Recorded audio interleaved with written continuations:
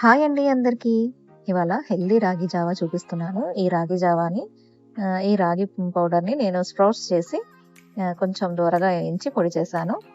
ఇప్పుడు half glass water తీసుకొని అందులో 3 స్పూన్స్ రాగి ఫ్లోర్ వేయాలి. వేసి బాగా కలిపేసేయాలి ఉండలు లేకుండా.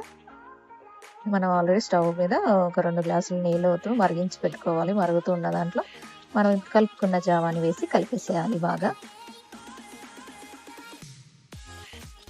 ఇలా వాటరీగా ఉంది కదా, వాటరీగా ఉంటుంది. కొంచెం తర్వాత చిక్కబడుతుంది.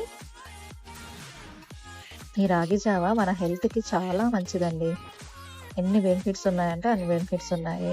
బోన్స్ కానీ ఐరన్ డెఫిషియన్సీ ఉన్నా కానీ, బోన్స్ వీక్గా ఉన్న వాళ్ళు కానీ ఈ రాగి జావ తాగడం వల్ల మనకు చాలా బెనిఫిట్స్ ఉన్నాయి.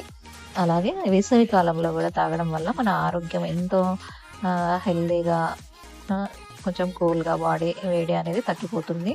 రోజు మార్నింగ్ మనం టీ తాగే బదులు ఈ జావా తాగామనుకోండి మంచిగా హెల్తీగా ఉంటాము. తర్వాత బాగా మరుగుతున్న పాలను మనం జావాలో వేసి కలపాలి. వేడి వేడి పాలే వేయాలి, లేకుంటే పగిలినట్లు అవుతుంది.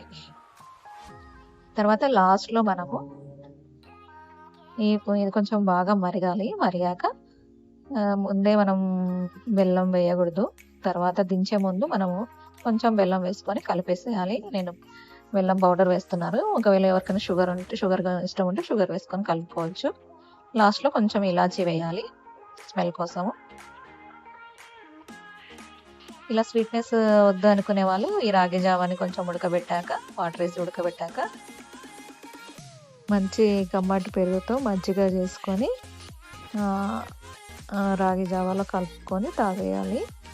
అలా తాగేవాళ్ళు అలా తాగేయచ్చు. ఇలా స్వీట్నెస్ కావాలంటే ఈ విధంగా తయారు చేసుకొని తాగొచ్చు. అంతే అండి. ఈ రెండు చాలా బాగుంటాయి. మీకు అలా పుల్లగా నచ్చకుంటే ఇలా బెల్లంతో వేసుకొని తాగేయచ్చు. ఇది మార్నింగే తీసుకుంటే కొంచెం హెల్తీగా ఉంటుంది. ఈ రెసిపీ మీకు నచ్చితే ప్లీజ్ సబ్స్క్రైబ్ మై ఛానల్.